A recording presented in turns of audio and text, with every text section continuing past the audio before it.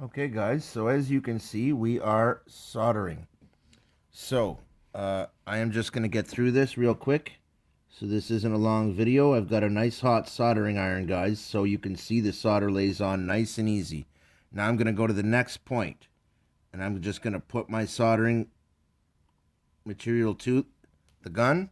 The gun is nice and hot, guys. I waited until the solder melted the second I touched it. And that's what you want. You do not want to have to sit here for 10 minutes while you do this. Okay, so I dropped a little bit there. That's actually not a big deal. That'll clean off easy. I'm just going to go to my next point right here and moving it off the light just in case I should happen to put some in the same spot like I did last time and drop a drop of it. I don't want it landing on the light or on the light shroud. That would really damage it. Okay, so the idea is you want to be fairly precise and you don't want to be damaging the diode. And all you have to do to avoid that is be precise, guys. So there you go. I've got a nice bit of solder going on here. This is a nicely coated connection now. It's hard to actually see with the camera on. I'll have to look after when the camera's off just to make sure I got it right. But that looks pretty good from here. So with the extra solder I've got still on my tip, I'm just going to rub it around, make sure that all of these connections are gotten above and below. And I can see that these ones are. They're looking great, actually. These ones as well are looking absolutely spectacular. So now we're going to take a little more solder, okay? And we're going to go to these wires. Here, let me just adjust you guys. Now that we've done that, we're going to go to these wires and we're going to tin these wires. So I'm just going to add some solder, and you can see the color change there. All I've done is add solder to that wire.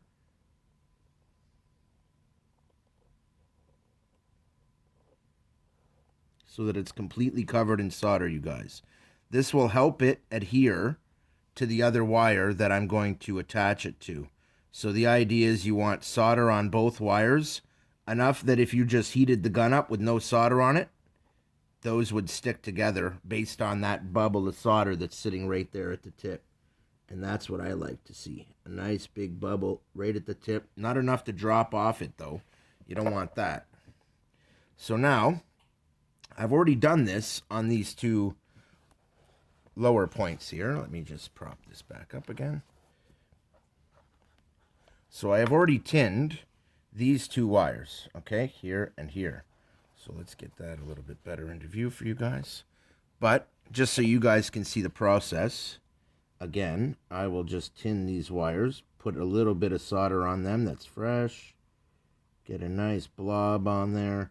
And of course, the reason for this, you guys, is just so that I have something to solder onto, and it won't be a big deal to get the solder to stick. So a big part of getting solder to stick is having it be hot enough. So now I'm going to take my black to my black. Okay, and I'm actually going to switch hands with the soldering gun because I actually want to come in from this direction. And now I'm just going to hold the two of these together, guys, and melt my solder. And now just hold them for a second, and they'll just kind of magically come together. But I have to be very careful with my soldering iron here. Okay, now I just hold them there for a second, and bam, they're together, just like magic. Now I'm going to do the same thing here. I'm going to bring my soldering iron in real close. I'm going to hold it. I'm going to let it go. That is now pretty much done.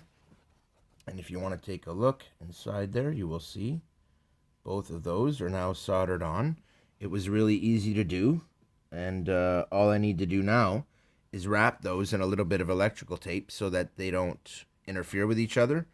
And once they're run through, I actually put them in the positions I did so that I have a little bit of room in between them, as you may be able to see here in a second. Okay, so the problem with these two leads is that they're very close together, and these could touch each other. So I do want to take care of them, but we've got good solders now everywhere. I've made a good solder in every location, okay? We got good solder joints all the way around, and now it's nice and neat. It's dialed in, it's ready to go. and we're ready to move on to next stage of testing, guys. So that's going to be the end of this video. I just wanted to show you how the soldering is done. It's all laid out.